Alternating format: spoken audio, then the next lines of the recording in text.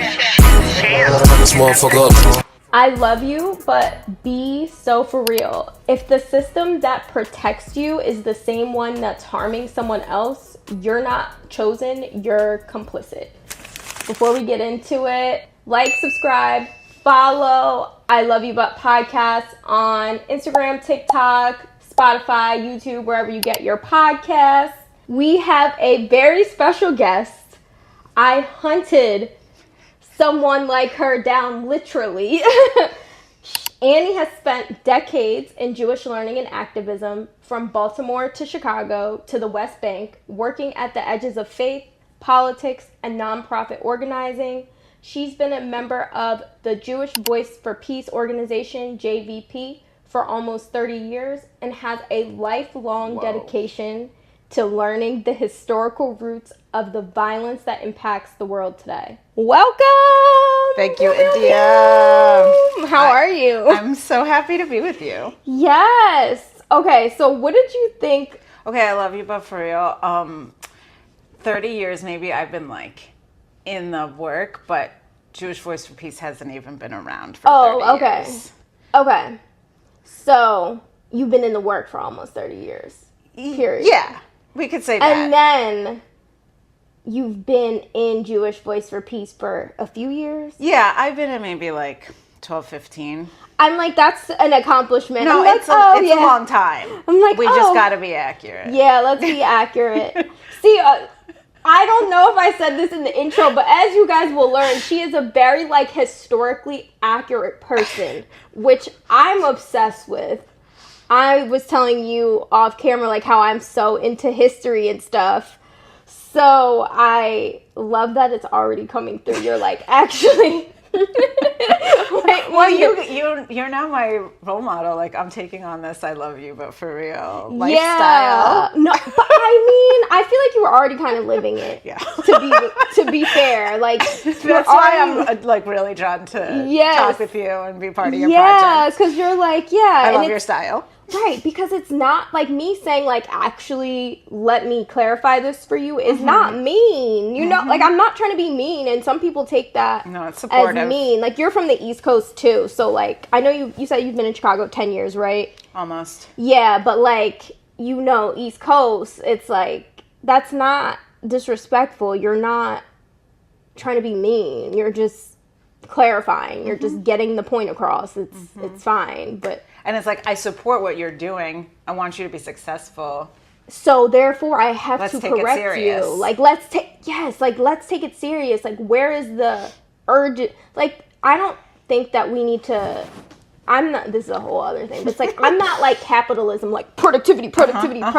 It's like, no, I don't think that. But it's like, let's take it serious. Like, let's get it right, even if that means it takes more time, or even if that means we have to pause. Yes. Let's get it right, because if we don't, mistakes come back and bite you, they become something you don't want. Yeah, and the whole point is, hopefully you're doing things for like good intentions. Yeah. So if you have a good intention, you need to do your best due diligence to get it right. Yeah. Okay, what made you decide to join like Jewish Voice for Peace? That's like a whole autobiography, but it did feel like I knew I wanted to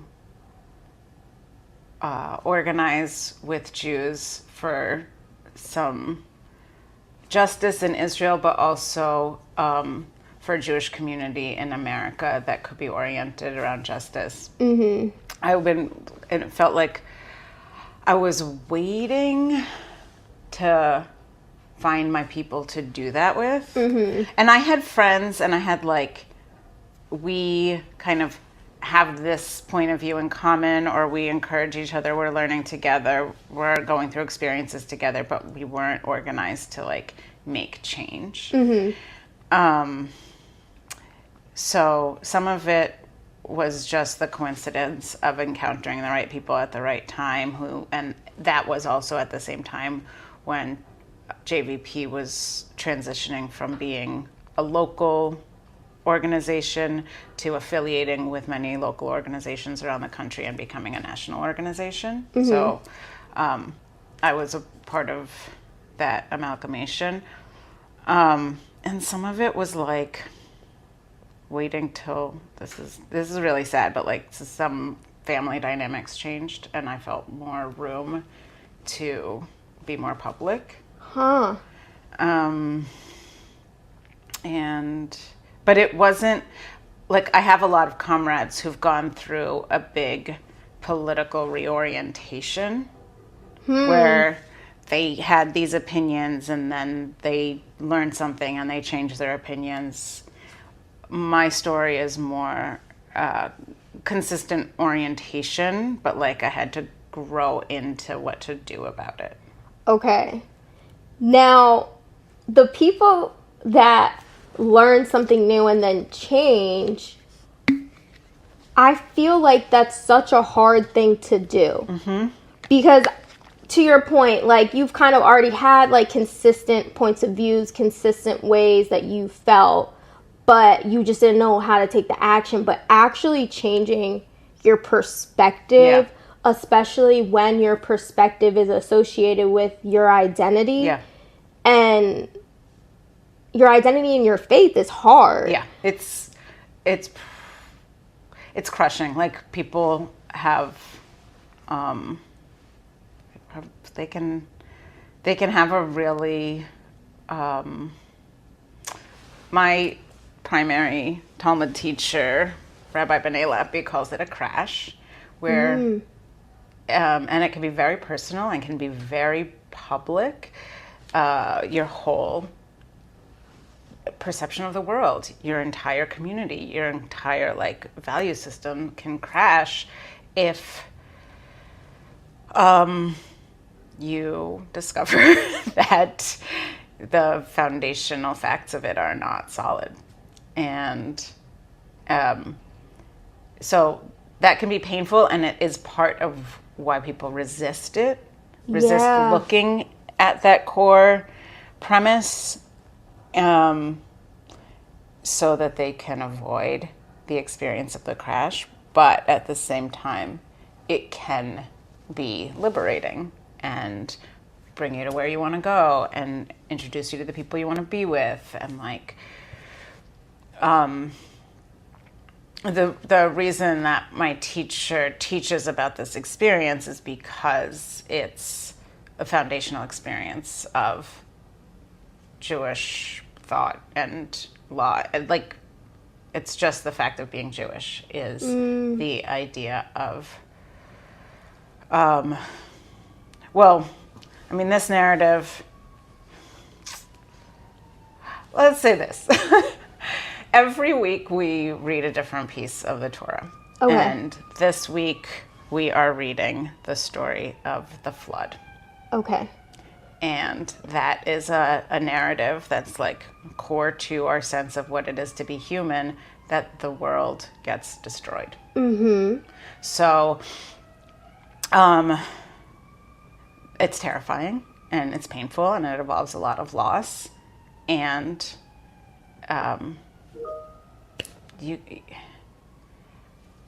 God wanted to try again.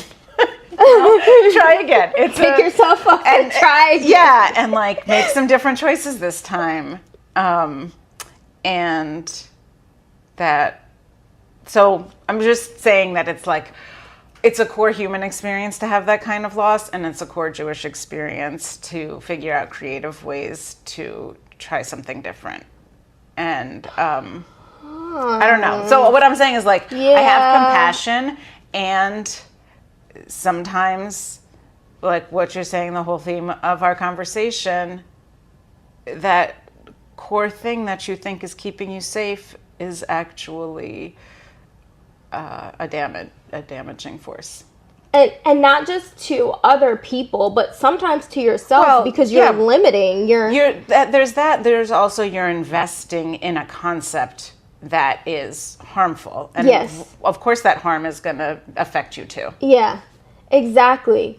I think like I have so much, like you said, compassion and empathy for that, because I can't imagine having subscribed to something so specific and then one day being like, actually, starting over in anything is hard. And I like that you brought in that Torah piece to it, because God wanted to start over at some point. There was a time where it's like things fall down so that they can be built back better, let's say, or differently, however we want to say it. And I think that's something that I would like people to take away already in the episode, is like, if you are grappling with any perspective or point of view that you have that's very extreme and strong, but you're starting to understand that maybe it's harmful to other groups of people, it's okay to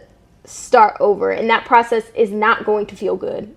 It is going to be hard. It's going to be difficult, but it's like pruning you for the next part, the next piece of life. Yeah, I feel like that's really beautiful, because, yeah, I don't know. Because I do empathize with people in any type of like cult or religious or any type of group that's like high control in how you're supposed to be, feel, think, the opinions you're supposed to have. I'm like, I can understand how you got here. It's easier to rely on other people for safety than to like kind of have the problem solving and thinking of certain things on your own. Well, yeah, and it's not about on your own versus in a group. Like, we do have to Group is rely good, on each yes. other. There's a distinction, Yeah, and it's like a fine line, and it's like, what would you say to you is kind of the line, because you are someone who is grounded in your faith, and you have a rabbi that you trust, and well, I trust her to teach me how to read a certain kind of text in a certain kind of way. I'm not necessarily oriented towards having a religious authority. Like, the synagogue I belong to does not have a rabbi, and that's part of why I feel like safe. And so you're able to have like this community, and you're able to have your faith without feeling like there's this authority. Right. There is an authority, but it's not a particular person. Yeah. Okay. What do you think makes the difference? What you're experiencing, which sounds healthy and like good community, versus when it starts to go too far? Because I've never heard of anyone saying they like belong to a synagogue where there's like not one like single rabbi. It's becoming more. It's like, let's see. I think Judaism in America does tend to rely on having a rabbi to do a bunch of things that legally Jews can do for themselves. We don't have the kind of clergy where you need this particular status in order to get things done. So, but the Jewish legal system has adapted to work within the American legal system. So the American legal system requires a clergy member sign a marriage contract. Oh. But Jewish legal system does not. Okay. So but you do need to be very like knowledgeable and confident in order to run a wedding, because there's a lot of words and there's a lot of law, and but the actual witnesses on the contract are just any community members who are trustworthy. They can sign that to like affirm these two people are doing this kind of thing. But there's still like the assumption that you need a rabbi to do a wedding or a funeral or those kind of life cycle things, and you don't. But you do need to know stuff, and a lot of American Jews don't feel confident to know all the things that you need to get done. Anyway, that's not what you asked me over to talk about, but it is something that I enjoy about Judaism, is that it's like democratic in this way. We can all do all the things. Yeah. There are certain, like, there is a Jewish legal system that is built on rabbinic authority with a court system. Those court system are also collectives. It's never like one rabbi ruling alone. There'll be at least three. And there's and then like you can get legal decisions, and you can like ask the rabbi, or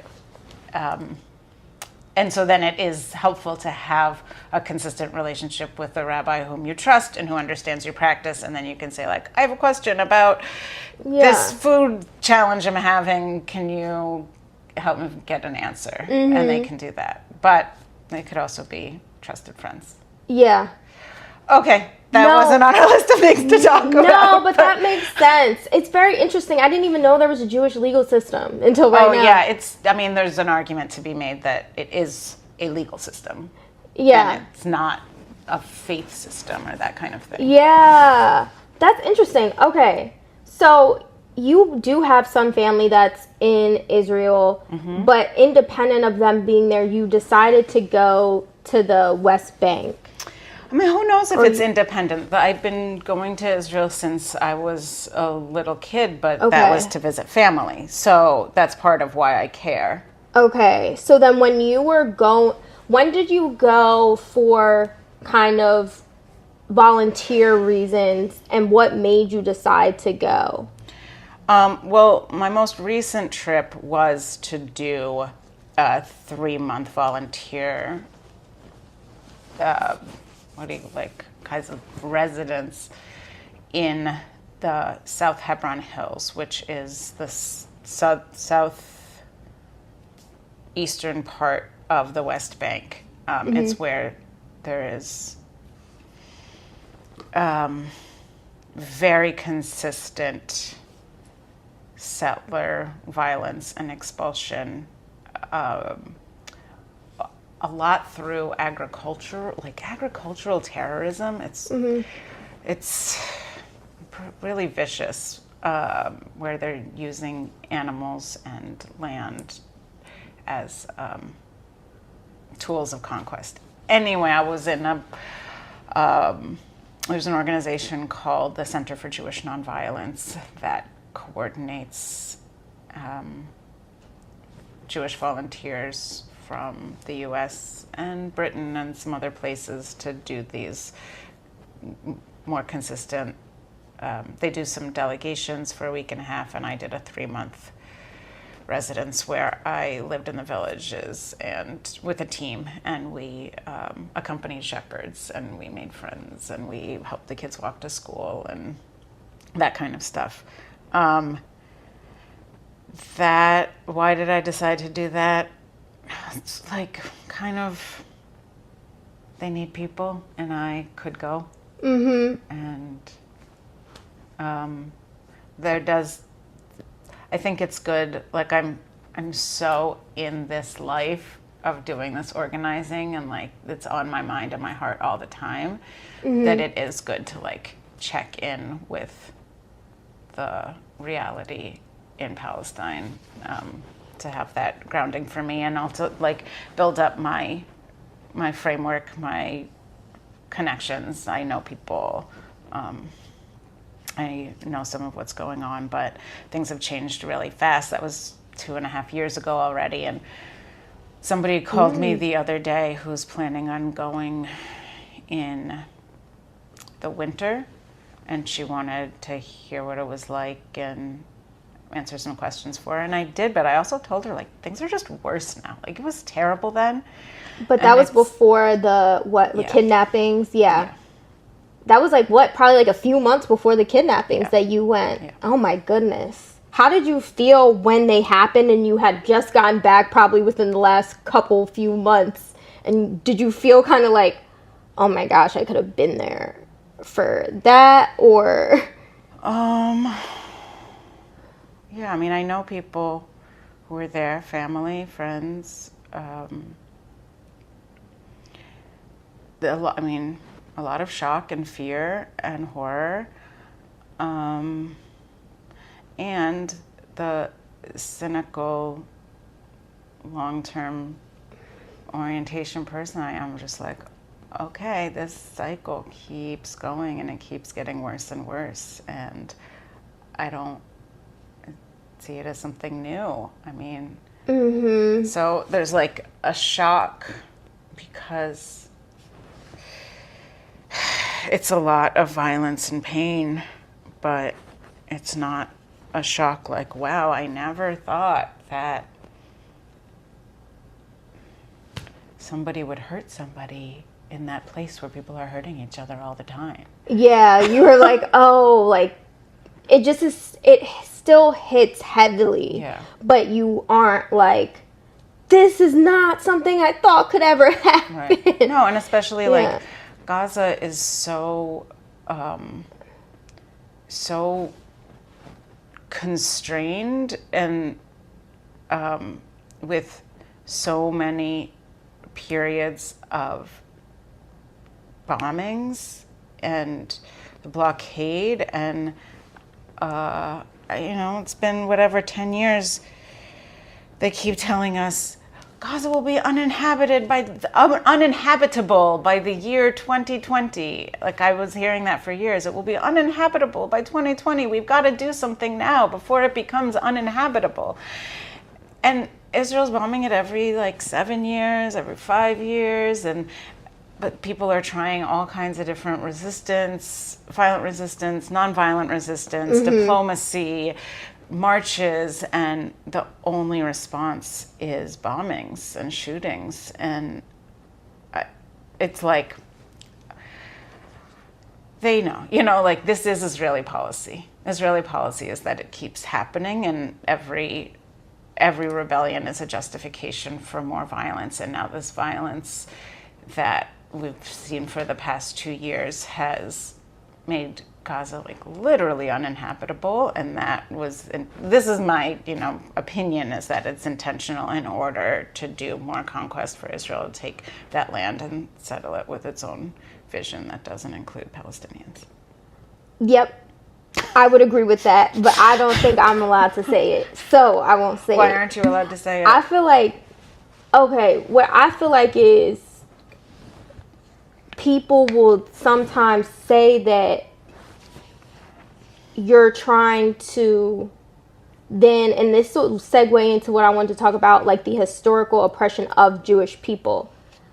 People can then sometimes think that you saying that is you trying to say, like, I would like to oppress Jewish people or people in Israel. Okay. People take it like that sometimes, and I'm I'm not. Do you want to connect those dots for me? Like, why would reading how Israel has treated Gaza over the past 2 years as a policy of conquest, like land conquest, how can you connect the dots to how that is oppressing Jewish people? It's not. I don't think it is. Okay. But I know me and you had talked about this before, of like, it won't even necessarily be someone who's Jewish who's saying like, oh, that's anti-Semitic. It'll be thrown out there in the media that like, oh, this person was being anti-Semitic, or it'll be thrown out there of like, oh, Jewish people are being sensitive about this, and neither one of those things are the case.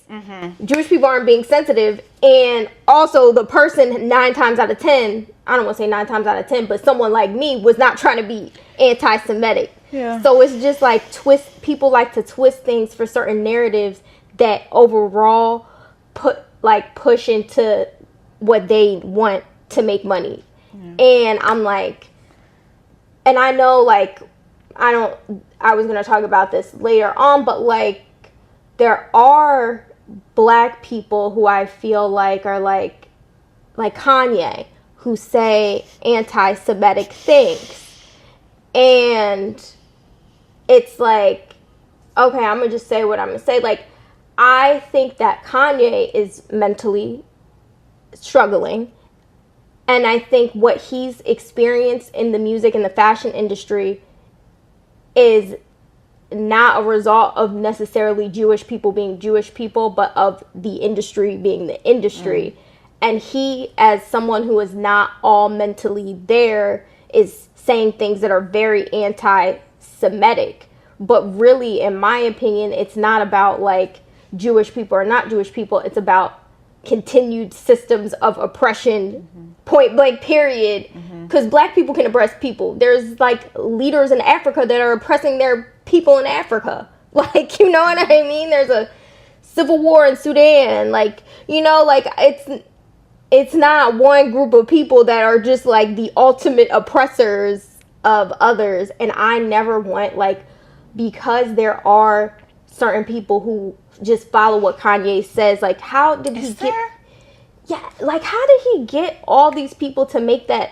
I mean, art is powerful. And art builds trust. Yeah. But at a certain point, you don't just... Yeah, why are you listening? And that's why I'm like, I don't want anybody to ever take what I'm saying and think that, like, me and him is on the same page about that, because it's not the case. And I don't... Yeah, so that's really... But Jewish people have historically been oppressed. And it's like we're in this time where being Jewish is a political thing right now, even if it shouldn't be. It's like... Oh, I don't think there's ever been a time where being Jewish... I mean, everything's political, and being Jewish is definitely political. Right, it's like political, but it's like... So how do we... I mean, also, like, this...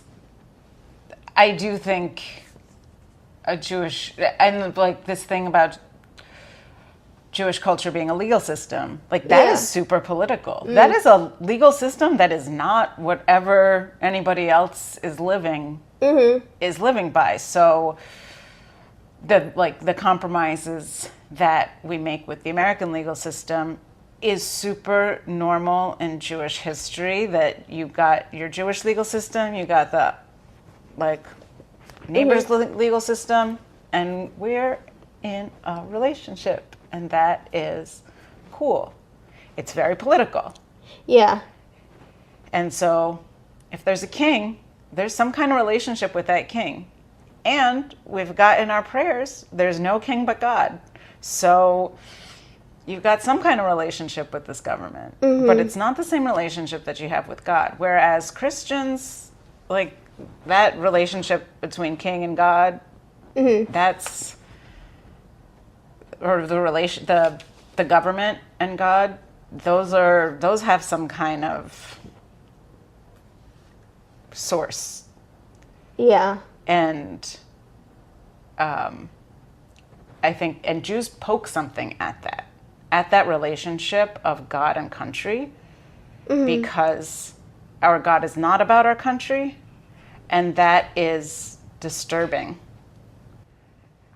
I like it. I like it too. I'm like, I like it. It's attractive, and it can piss off some government types. What would you say then? Because true Judaism, your God is not about your country. But then what I feel like is going on in Israel is like making it about the country. Right, and that's part of... So to me, I'm like, that's part of my turnoff. That's not true Judaism to me. Well... Like, if you're using it to weaponize... Right, I don't know about there being... Like, there's a lot of diversity in Jewish tradition and Jewish culture, so it's hard. I do hesitate to say this is real Judaism and this is not real Judaism, because you don't want to exclude. You got to have room for a lot of variety. And the God and country formula in Israel it does ring un-Jewish to me. It really does. Yeah, because it's like there's certain core principles of things. Yeah. I was talking with someone who, one of the interviews that I was doing was from someone who is Muslim, and they are wrongly incarcerated right now. And their sister was also on the interview, and I was asking, like, what do you think is the difference between like being Muslim or being part of the Nation of Islam? And the sister was like, well, I don't think the Nation of Islam is really Islam, like because of these are the core principles that we have. She's not saying like, oh, different variations of being Muslim aren't Muslim and there's only one variation, but she's like, there are certain core principles and this does not follow the like core of what our being Muslim and Islam is. Yeah. I'm looking forward to hearing that interview. Yeah. Right. And there's a lot about the idea of being in charge of a modern nation state. No, like modern nation states are bad for the Jews. The whole system of the government deciding who is in and who is out, who is a citizen, who is worthy of the assets of the community, and who needs to be deported or killed or replaced. I don't want to play that game at all of deciding who's in and who's out. I've got enough to do that within like our legal system of Jewish communities. And so I do see that the idea of this nation state of Israel is playing the game of this modern statecraft that is about in-group and out-group, and Jews have always been exposing that for a lie. And then we got really burned by it. Yeah. And then we are playing along. I'm like, okay. What do you say when you can't beat the game? How does it go?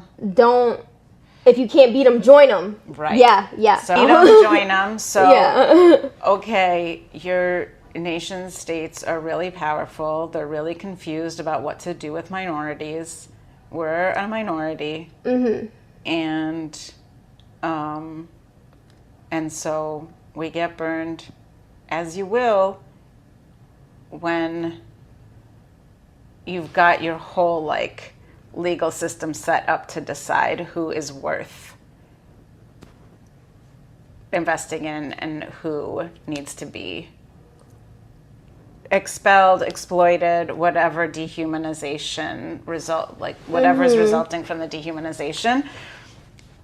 We got really fucking burned, said you can't beat them, join them. We'll have a nation state, we'll be just like you, and we'll have our own people to dehumanize. And that's how we'll show you that we're really statey, we're really sovereign, we're really white, like, because we're gonna play that game. And it sucks. It's a trauma response. I hear that. Yeah, it's a trauma response. You saying all that, I'm like, I see it, because you know how they say the oppressed becomes the oppressor, the abused become the abuser. And obviously we all have a choice that we can make if we're going to take that path. So I'm not saying like I condone anyone who's been abused abusing others, because I don't. But you understand it narratively of like, that's what you learn is power. That's what you learn is sovereignty or safety. And you see that it's impactful because it's impacted you. And then it becomes, once you've made that attack on another people, like lived out that trauma response, then of course you're scared of it coming back to you. So, I mean, the kind of fears that you hear from Israelis or Zionist Jews about they're gonna want to kill us, send us to the sea, like cleanse the land of us. This is all them also working through their own dreams and actions to Palestinians. And it's so common to like the fear of slave revolts and the fear of like post-apartheid. It's of course you're scared of you're scared that people are going to treat you the way that you treated them, but that's not really how liberation movements intend to work. Yeah. I mean, when there are no options for equality and liberty, then, and like the world is teaching us that these violent expulsions are the only way. It's such a trap. Yeah. And I feel like even this is on such a smaller scale, but it speaks to the same thing for like Black people who have ended up being able to effectively participate in capitalism, I'll say. Like, me and my fiance have effectively participated in capitalism. And we both did not come from having money or privilege, and we've made it because we're just such hard workers, right? That's what they try to say. It's like, oh, because you're just such a hard worker. You have personal worth because. But it's like, no, I don't. I just happen to make some good decisions here and there, and it's just because of how my brain works. I just happened to make some decisions that was in the benefit of capitalism, and then therefore my benefit. In this game in which only a couple people can win, so why not you? So it's like, there are some people who get into that space. Like my fiance was saying, in law school, there's only a few Black people, right? Like a handful, literally. You can count them. You've seen them all, probably. And there were most of them were like either transplants to Chicago, had some sort of privilege where they came from. And there was one person that maybe she spoke with like Ebonics or whatever, how do you say it, AAVE or whatever the correct way to say that is. But like she had Ebonics. But she's there like the rest of them, working hard, getting her good grades, not getting dropped out. But the other Black people would discriminate against her. Yeah. Because she's not coming from that privilege, and the way that she's talking and maneuvered is not the same as them. And I'm like, we're all Black. Like, where is this oppression coming from? And then again, it's like a trauma response, because you're taught, certain Black people were taught, thankfully I wasn't, but certain were taught like, oh, there's a good Black and there's a bad Black, and you want to be the good Black. And that sounds horrible because it is horrible, but it's a trauma response that their parents put on them. And it's like they say, like in epigenetics or something, like you inherit the trauma of your parents, their parents, or whatever. So considering that Jewish people went through one of the biggest traumas in all of the world. Many big traumas. Like, you know what I mean? Like, I can understand how, like, without knowing, you've inherited some of that. Yeah. And it's up to each individual person to make a decision on, like, how am I going to react to it's not only individuals, it's also communities. And that's like we were talking about earlier, when a community has an orientation on this, what is a response that then shapes individuals. I don't know what's just start. The community has to make a decision to say, we're not going to just fall in line to protect ourselves, which at the end, like it did for y'all, it could bite you in the ass, because it's like, if you try to go against the grain, there is sacrifice that's going to be made. Yeah. Point blank, period. But it's like, I don't know. You know what I mean? Like, anytime that you are going to stand up against the powers that be, capitalism or whatever you want to call it, right? Like, there's going to be sacrifice that has to be made on somebody's end. Yeah. And it is more possible in community, and in community is how we actually want to live. So we have to do that. And this thing about the law school classmates is there's a lot of wisdom in that observation, because they're doing the work of white supremacy. Point blank. Yep. They've been like assigned that role Yes. and taken on that role Yes. of police. Yes. And yeah, I live that in a way of what's the right way, what's the acceptable way to think about Jewish position or Jewish culture, and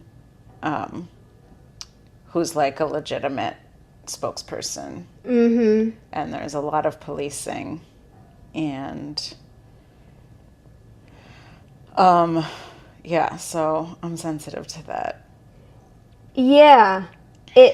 Because like you said, it's upholding the norm, whatever the norm is. Of course, these are law students, so they are kind of signing up to enforce that system. Yes. But it's like, I don't know what kind of law the one that was being discriminated against was trying to practice, but it's like, yeah, to your point, but it's like there's 10 of us. We're all here, or whatever the very low amount is. No, I get that, because then you feel more vulnerable. And that being in that kind of minority position that vulnerability is like, we can't mess up or whatever. But it to me, I would never do that. And it feels like there's less, like, diversity is more of a luxury that you can afford when there's a lot of you, but you gotta be like more closed ranks. But I think there's a difference between being like, hey, and also it wasn't negatively impacting her because she was doing the same things they were doing. But if it was a chance that would negatively impact her, it would be different if they were like, hey, leave this behavior at home or something like that, because we don't want to lose you. But they were like being mean. And that's not like, it's like you're, like you said, you are upholding white supremacy in that. And just in general, not even just that specific situation, but in other situations, it's like I've met people who are like that because I went to NYU, and it's like there was so much diversity as far as international students, and there were a good amount of like international, like black students from like Nigeria, or they were like from London but their families from Nigeria and things like that.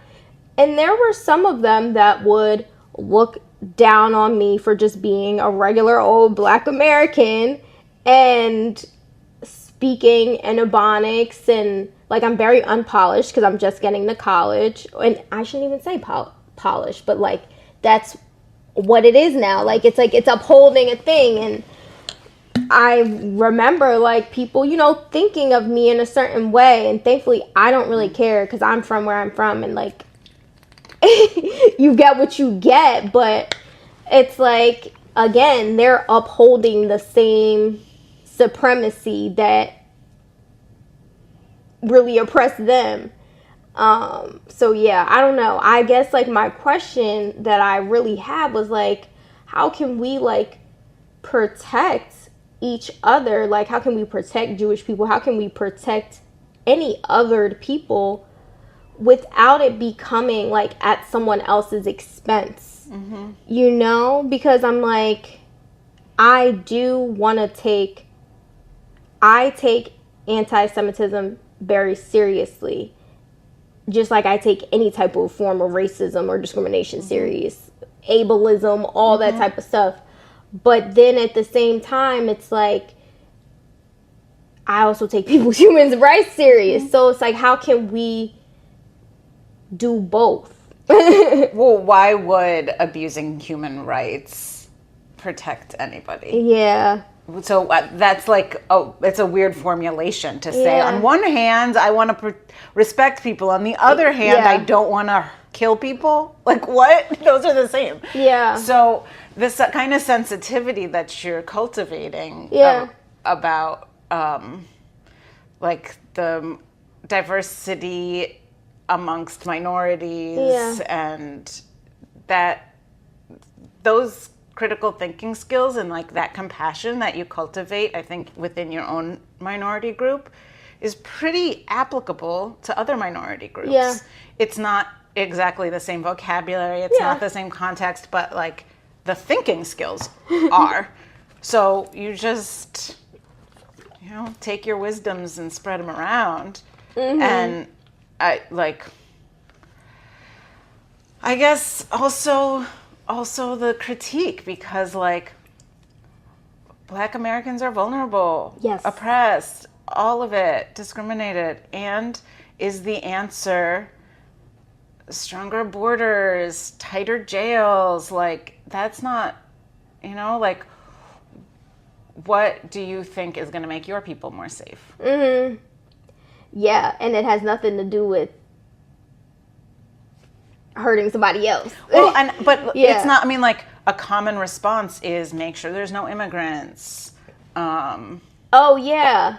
That's like not an unusual Black response to disinvestment and unemployment, but that's just like you're building up the lifestyle of exclusion. Like, that is not gonna serve us. Oh my gosh, you're so right. And I didn't think about it because, like, thankfully the people that I keep in my circle don't think like that, thankfully. But I'm like, you're right, that is a response. Because I remember, like, just during the election and stuff, how it was like they would have like Black people being like, I saw this Haitian immigrant do this. They would have like Black Americans saying stuff like that. And I'm like, yeah, you're right. They really do. Because they make you think. Well, that's what I'm saying about, like, pay attention to your own minority group and, like, cultivate your critical thinking skills on how your community orients around this, like, competitive bullshit that we're told is the only way to live. And then, like, if you can see it in yourself, then you can see what's going on in my community too. Yeah. And we're taught that in order to have safety, you have to call these people terrorists and deny them any hope for a future. So, like, you can understand how we're living that lie because you could see our own people here living that lie. Yeah, that's true.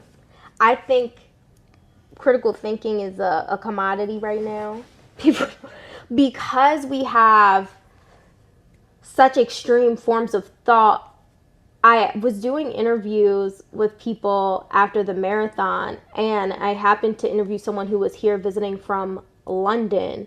And I realized in that moment, through me and his conversation, they don't have the same type of like cult-y extremism as much there that we have here. Didn't they just have like a tens of thousands Nazis march? They did? Something real ugly, like, kind of thing I didn't even want to understand what was happening. Like, but I have friends in London, and I should be worrying about them. Oh my gosh. But yeah, like, and I was like, well, why do you think? Because he was like, all like the fandoms here, like all that stuff. He was like, it's really like big in America. We are weird. And I was like, why? I was like, we came from y'all kind of a little bit. Like, why is that the case? Like, why is America? I didn't. Yeah, that's true. I did a little bit. I did my ancestry. I'm like, I did. Unfortunately. But I'm like, what? Why is that the case? No, but I understand. My culture, like my literary, has a lot, and I grew up in New England, so obviously. Oh yeah. But yeah, I'm like, why is that the case? But I don't know. I just feel like critical thinking, if people just take a second to think and be like, does this... That's a lot of time. We are not trying to give ourselves a full second to think. We aren't. And I think that's really the issue that it comes down to, of like always challenging, why do I think this? And also challenging, like, if somebody says something to you, don't just take it just because they're this person of authority. Yeah. You can also ask, like, why? Yeah. And if you don't feel comfortable in asking why, that's a problem in itself. Mm-hmm. That's something that I've like kind of recurring theme of the interviews I've been having for this season is like, can you ask questions safely and without being judged? If you cannot, then there's a problem with like that in quotes community that you're in, because in real community you can ask questions, you can get answers, or you are allowed to say, actually, I don't agree with this specific piece of what you said, but it's still respect here, and you're still allowed to stay in that community. That's the I love you but for real type theme. Yeah, exactly. Because I don't have to agree with everything that someone says to take them serious or to take aspects of what they're saying or to do more research on it. I just want us to be in a space of like respect and learning and growth. Yeah, that's really what I feel. Now, like in Israel, I know you mentioned, because I was like, oh, well, what about people who don't want to be there in Israel? I feel so bad because I'm sure that they just fear for their safety. So can people leave if they want to leave Israel? Like people who are like living there, have their life. Who people? Israeli it's apartheid, people. so you got to say what people you mean. Like the Jewish people that live there. Yeah, a lot of Jewish Israelis are leaving Israel. Okay, so they can. You know, it takes money and papers. Okay. Just because you got to buy an airplane ticket, and you just like if I want to leave, it's going to take some. Yeah, I don't know all of the laws and stuff. You know, there is required army service. Okay. I know people leave Israel so that they're not in the army. Then there's reserve duty, but I don't know how it works. Like, do you have to then have, and then, you know, we do live in this nation state citizenship bullshit planet. So then, like, do you need to have citizenship another place? That is not my department. I do not know, but I know that there are a lot of Jewish Israelis who are not in Israel now. And at the same time, there are people moving to Israel because, like, they really want to invest in this project. Sorry, Jewish people who are moving, and Israel makes it very easy to, as a Jew, like, and then Israel has their own definition of Jewish for the terms of citizenship that is like pretty much based on the Nazi definition. And they really want Jews to move to Israel, so they like provide a lot of financial, social support to like housing, and a lot of that housing is in the settlements, so it's active displacement. Are you shocked? Did you not? Yeah. I'm like, wait, that's a shocker. I'm like, what? Yeah. I mean, I guess it makes sense that they want people to move there, Jewish people to move there, but I'm like, I guess the displacement is making sense even more. Do you want me to keep scandalizing you? Yes. There's some of the most actively terrorist settlers in the West Bank are white South Africans that converted to Judaism and were like, hey, I really like living in apartheid. I'm really bummed that apartheid is ending. I'm going to move to Israel as a Jew so that I can stay living in apartheid. And those conversions Israel will accept because it serves their political purposes. Okay. This is something, I don't know if I've said this on the podcast. Meanwhile, before. the U.S. is now trying to call white South Africans political refugees, so that they're the only people who can get refugee status here. And I knew that. It's just like the Israel and the U.S. learning from each other and like modeling for each other how to do this shit is so crazy. Then you got like the Nazis learning from the U.S., the Israel learning from the U.S., the U.S. learning from... And it's just about like maintaining power. It's because to me, so ugly. I've said this in my personal life. I'm not sure if I've ever said it on a podcast, but like, to me, segregation is not the big problem. If you told me, like, okay, you're going to live in a community with mostly black people, like, white people are going to be allowed, if there's something that you have over here that they wanted to see, or maybe they really like the music that you guys play in the streets or something, they, like, it's not that, like, they can't come, but it's like, we kind of just have separate communities, but we all have, like, the same access to resources. I can go to, I get the same level of good schools, I get my Whole Foods, my Trader Joe's, my hot yoga. But you told me it was just gonna be. But you told me it was just gonna be like mostly black people. We was gonna be in a black community. I'd be like, oh, okay. Like I wouldn't really care. It would be a boring world in that like you don't get to meet cool different people. But like, if I have all the stuff that I want, and like the access is the same, I'm not living in a ghetto. Like. Using the word actual literally, like I'm not living in a ghetto and I'm able to live my life, and you're just saying like, oh yeah, sometimes like you might not want to go that way because white people might not like you, but they get like I have everything I need. Why would I care? Why would I care? So what's your point that you're not morally opposed to ethnic segregation? But no, but I am.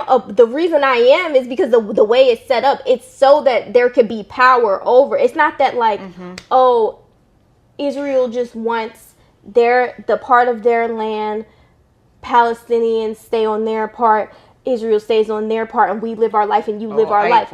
That's not what it is. No, and that's not what it is. I'm not saying that integration is the end all be all. And I don't care if there is integration I'm not that kind of universalist where I'm like we're all the same. We should all just like ignore difference. Like I do want my own little pocket of people to do my own little things with sometimes. But I think I'm probably more on the spectrum that no on the segregation, no on the, especially on the like as policy. And that's it's what really inhuman, and it is. And but I think like my thing is when I'm thinking about root cause, I'm like root cause is trying to take power away from people. So like I'm not like voting for segregation. I'm more so like I think there is not, and also that's not how land works. Yeah. Like these, the agricultural communities, like the way that it was for generations in Palestine is you got little family farms and they meet at market, and like the market is not going to be ethnically segregated. Like maybe the Jewish vendors aren't there on Saturdays, but like, which makes sense. You make some adjustments to accommodate for diversity, but we're all on this land together, and we're all gonna treat this land in like there might be some little variations because I like eggplant and you like potatoes, and so maybe they're in the same family. So I don't know if that works because I'm not that kind of farmer to know like how to nurture the soil through but you need to have like enough diversity, enough cooperation, but also people doing their own things like. That's fine. Economies of scale. The ideal, and this is not accurate for me to like hold this as an ideal because there was suffering and obviously it didn't work, but my grandparents grew up in a tricultural town in Poland, is now Ukraine. It was like a third Jewish, a third Polish, and a third Ukrainian. And so and the Polish and Ukrainian had different languages, different religions. Christian, but different kinds of Christian, and it was like really tricultural. And they grew up, my grandparents grew up, also there was diversity in the Jewish community. There were like at least 2 synagogues, and my grandfather's family went to this one and my grandmother's family went to that one. But they knew all their languages. They went to school, like the government school, and they had their friends who weren't Jewish, and Yeah. I do idealize that kind of situation. I know it was suffering, and it didn't last because, like, the fascists took it over, the communists took it over, like, everybody got killed, and now it has gone deep into monoculture, single nation state. It's all Ukraine now. There's only Ukrainians. It makes me really sad because it's like the triumph of fascism, of there only being allowed to be one culture at one time. Yeah. And I don't trust segregation or partition to be a future of like peace and equanimity. Yeah. Which I could see. I'm just like, and I also don't like, I wouldn't say that I like vote for it. If someone put a vote on it, I would say no, because I know it wouldn't work out the way they put it on paper. I'm also going to say, like, to be for real, all my friends are Jewish. Like, I barely hang out with anyone who's not Jewish. And when I do, I'm like, okay, what are we going to talk about? That's hilarious. You're like, so. And you know what's also wild is my father, who was, like, not that into being Jewish or, like, didn't know much about Jewish stuff. He looked around one day and noticed, like, oh, geez, all my friends are Jewish. What's going on? That's hilarious. And that's fine. Like, I don't know. It's not fine. I'm missing out on a lot of great people. And I'm really glad to meet you today. But, or whatever, last month. But I'm not like, this is bad policy and you have to make a structural change, which maybe I should. But all the things that, like, the ways that I want to spend my time and the investments I'm making in my community, like, it's like by Jews, for Jews, and it's like in service of collective liberation. That's the thing to me, is like, is what you are doing, whether you're integrated or not, in service of collective liberation? That's my thing, is like, the root is that I want collective liberation. If we're going to be segregated in the collective liberation, fine. If we're not going to be segregated, also fine. But I just want the collective liberation piece to happen. Like, that's what I need. And I think some white people, not you, I haven't gotten this vibe from you, but there are some that they think that black people just want to be invited to their space. And I'm like, and be around them and like close to whiteness. I'm like, no, I really don't care about that. Mm-hmm. I would just like to have the stuff that I get at Whole Foods. I would just like to go to yoga. You know they're owned by Amazon, right? I know, it's so bad. It's so bad. But like, not Whole Foods specifically, but like when the farmer's market is in season here, like I want to be able to go to farmer's markets. I want to be able to get my food and grocery and it to be healthy. Sure. And as minimally processed as I can get it. I know we're in the US, so it's hard, but like, that's the thing, is like, I just want to have access to the things that I can go to. Or Trader Joe's even. Like, a full human life. Yeah, I just want to have a full human life. And but a lot of white people think like, oh, you want to be here and you want to take up space. I'm like, no, I just want the things that I like. And if you're here, you're here. If you're not, you're not. It doesn't really matter to me. I don't need to be in proximity. I can be. And I'm sure there's lovely people that I'll meet like you. So I can be in proximity, but I don't have to be. I just want the things. But unfortunately, the way it's set up right now is I have to be in proximity to have the things. I don't have a choice. I cannot have the things that I have if as close access as I have them unless I live amongst all white people. I can't, like, point blank period, I don't have a choice.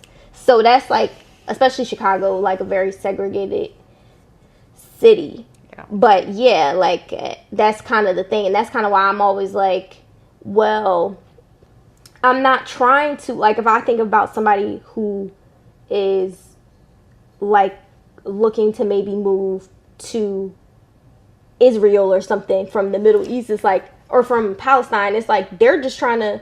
I actually had neighbors here who were from Palestine, but their land had gotten conquered by Israel. So now they have Israeli passports, but they're Palestinian ethnically. And they had to go back because something was happening with their work visa to Israel. But it's like, it's not that they're like, oh, I want to be in Israel because I want to be closer to that. Like, I just want to be Israeli. It's like, no, I have to be here. I have to be in Israel, or else I won't have the same quality of life if I'm in Palestine. Well, they're also the same place. Yeah, I know. So. It's one place with two names. Yeah, that's true. You're right. So, but like, you with can't lines, be in one without the being in the other. Yeah. People, you can be in the mindset of being in one and not being in the other. But the land is a land of multiple identities. Yeah. And some of those identities are oppressed. Yeah. Yeah, it's there is certainly power. There's like a power differential, and there's a what it is also is it's a refusal to accept that a place can have multiple identities. It's an assumption that one has to win and one has to lose. Yes. And I think that's my real objection to the idea of segregation or nation states. Like, it's just not true. A place can have many identities. Or does a place have an identity? Like, we have orientations. So I can orient to this place as Chicago, but I know that that's like a whole settler concept, and that this land has been for millennia and generations more accurate, or in a different way, thought of as a waterway and not a land mass. And like, some days, rarely, but like, I get a glimpse of what it is to orient to this place as more through water. And like, I learned that from Native people who have a longer relationship with this place. And I can do that because I have enough room in my brain to like walk on streets and think about water at the same time. And cities have multiple names. Like, half the cities over there have a Hebrew name and an Arabic name, and it's fine. Yeah. Huh. And maybe you call something by one name when you're having one conversation, by another name when you're in a different kind of conversation, and like, well, I have multiple names. Yeah. Do you have multiple names? Like, oh no, like, no, I know how Catholic people do. Like you calling me Annie, some people call me Anya. Legally, it's Chana Droyere, and it's just like, it's fine. Yeah. I have different names for different purposes, for different languages. Yeah. It's like, people speak multiple languages. Why shouldn't a place? Yeah, that's true. And the idea of partition and the idea of segregation and apartheid is that it is not possible. And I know that's not true. Yeah. It is possible, but I'm like, in my head, it's possible, and I agree. Like, if that is the ideal, what you're saying. I guess it's my generational trauma being like, but would they let it happen? No, I mean, and that's where my brain kicks in. I'm like, well, would they let it happen? Should I just separate and just build up the separate? Yeah. You know, like, but ideally that's what would happen, because like, no, you have to, if you want to build your own thing in a competitive mindset, you have to believe that you will win the competition. And I don't even want to win the competition. I don't want there to be the competition. Because what does winning the competition means? It means you always have to be scared of the next uprising. That is not a fun lifestyle. Correct. Yeah. Like, I mean, I'm being naive and simplistic, but like, let's just live together and not fight over these nonsense. We have enough stuff. I know. Just share. I know. And it's like it takes, to your point, community to be able to. We all have to decide at the same time. Yes. I promise I won't kill you. Yes, like we all have to be on the same page, and there's always going to be, it's like people are brainwashed in one way or another in different places, right? Like different people are brainwashed in a different way, all to support this same system. You know what's really sad is when the brainwashing is a conviction that people will always hate me. Yes. Because that's a lot of what my people are holding on to. Yeah. I can't trust people not to kill me. People will always kill me. Yeah, and that's how Black people feel too. Yeah. I hear that. I hear that from you right now, and I understand that feeling. Yeah. And it does not serve us. What's a better way to think about it, to perceive it, given the histories that we have of that happening in different ways? Yeah, no, but the idea that it's just a fact that everyone hates me and wants to kill me. Yeah. I honestly don't want to live with that. If I why would I? People are really attached to that. Like, it gives them a sense of pride. Oh no, I don't feel that. I feel that. There's like, I'm saying, yeah. No, I'm not knowing that I personally feel that. Although there is a piece of me that's like, yeah, fuck you, I'm still here.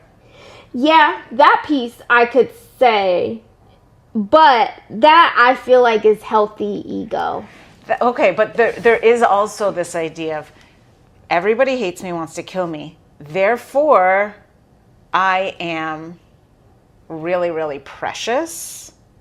And anything that I do is in self-defense of this truth that everyone's trying to kill me. And then it allows you to oppress others in your brain. Anything and that I do, it's it. like, and I've seen Zionists use this logic and say, Israel can do no wrong because everyone's trying to kill them. So anything that it does is justified. And you could give me a list and like explain to me why this thing's, but just why do you want to live in a mindset where somebody has that kind of impunity? Like, I don't want to live in a planet where it's pre-decided that there's no mistakes, that there's no limitations. Like that actually goes against anything that sounds like morals to me. Morals is, there are limits, there are mistakes, there is like, there are commitments. Yeah. No, it's funny.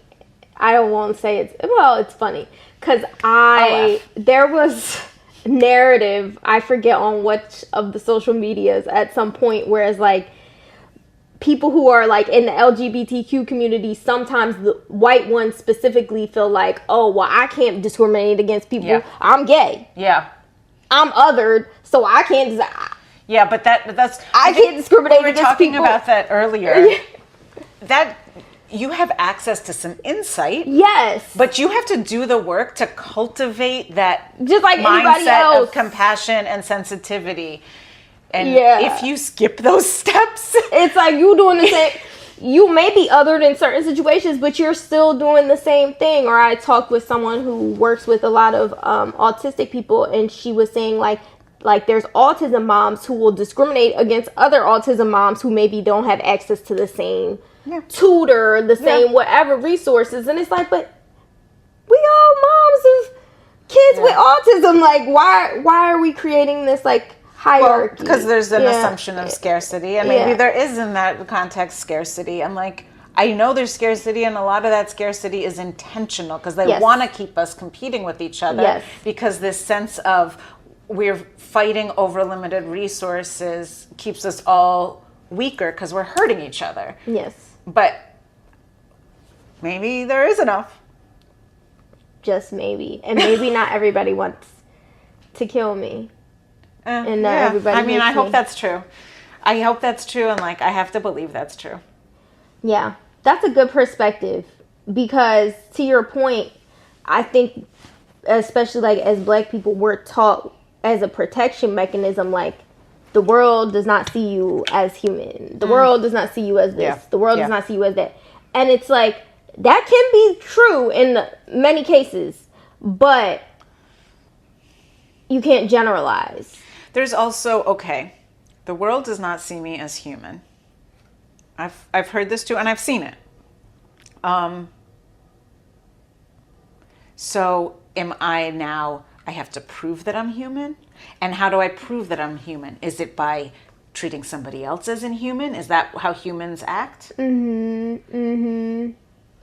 Yeah, it's like a rabbit hole you don't want to go down. Okay, so people think I'm not human. So now do I have to accept that? And like, Yeah. do I have to show my other people, like now I'm only with my own people whom I trust? There's a lot of options. Yes. Not all of them are good. Like it's a bad context Yes. to find yourself in. Yes. And I think I'd like to choose the path being, can I affirm how everyone's human and like stop calling human status conditional? Like, Yeah. I don't want to see any dehumanization of any person happening, because once I start doing it on like people who can't work or people who can't hear, or like whatever it is, I'm building up a skill set in myself to exclude people from humanity. And I am justifying somebody else's rationale or skill set from calling somebody inhuman. And like, I don't want that to be an option. And I want to discredit the concept of dehumanization. And this, you know, like, there's a bit where that's a spiritual practice, because the truth is, like, dehumanization is very available and very affirmed in our culture. Anytime you call somebody a dog,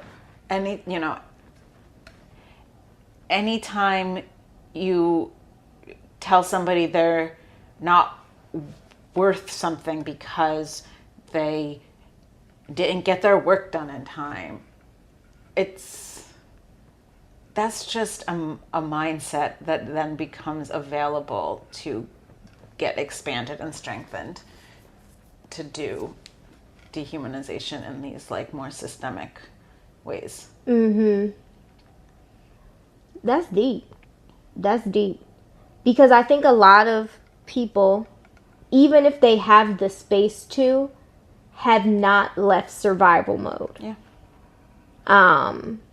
So it's like having that frame of thought.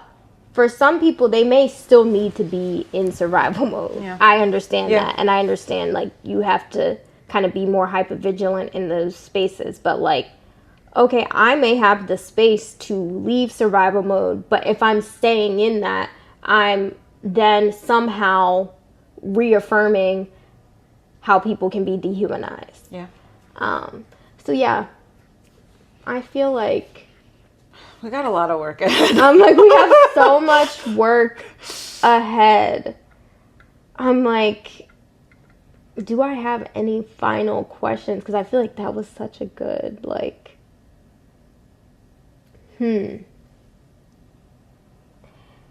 How do you love your community, build community, and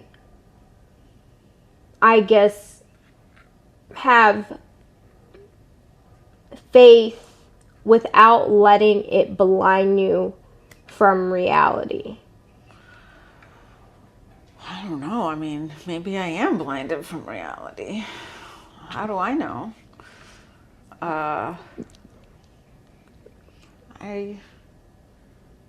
Geez. Let me see if I understand your question. You're concerned that because I like being Jewish, or I like my Jewish people and I care about them, that I'm gonna believe a lot of violent propaganda? Is that? Yeah. Like, you don't. But how did you pull that off? How did you pull that off?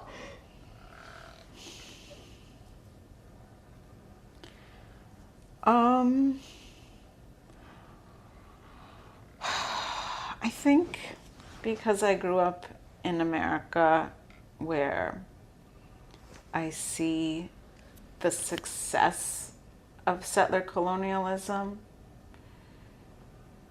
and the continued attachment to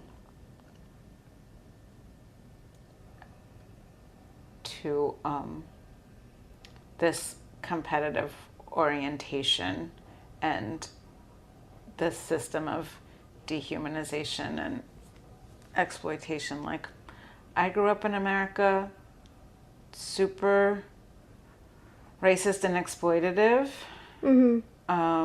That was talked about very frankly when I was growing up, and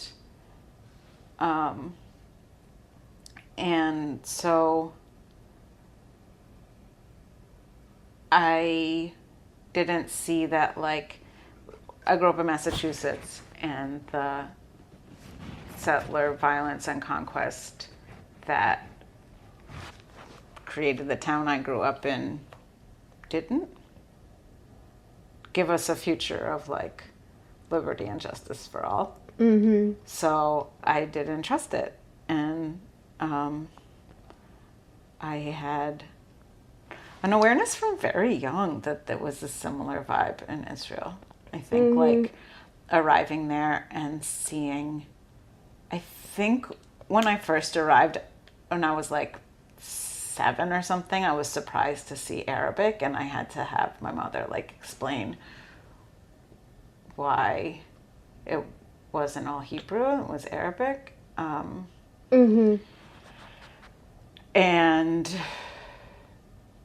And so I had a sense of also the settler conquest project there, and I didn't trust it to create freedom and equality and all the things I was hoping for.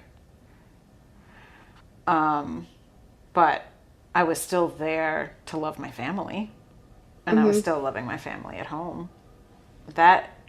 Those are like coherent. Yeah.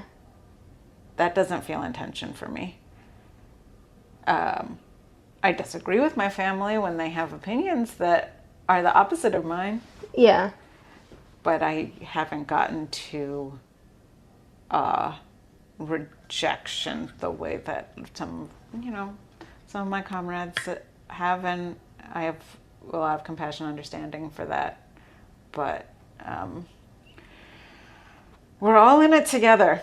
Like, this flood has taken us all. So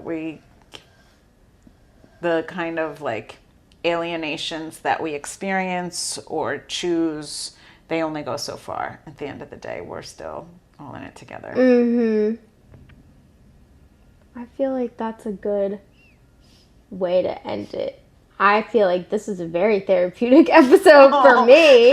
I'm like, I have so many different perspectives to take away. And one other thing, I just always feel like a lot of times it makes sense now why I felt like sometimes a connection with Jewish people.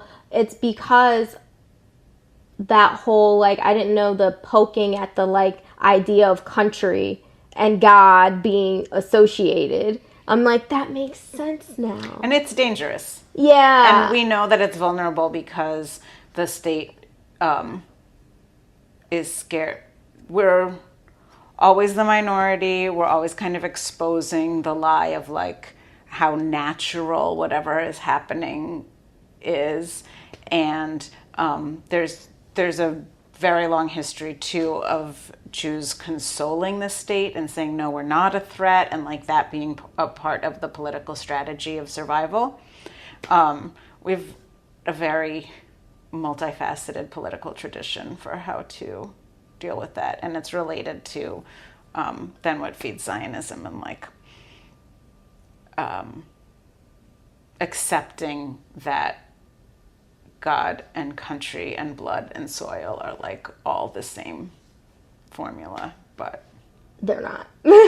they are according to fascist dogma. Yeah, which is not the same thing as Judaism. Like fascism is separate. We got fascism over here, if you ask me. I feel like, but thank you so much. Thank you. What a treat. Yeah, like, subscribe, follow. I Love You But Podcast, or wherever you listen to your podcast, Instagram, TikTok. But thank you so much. Hooray. Bye.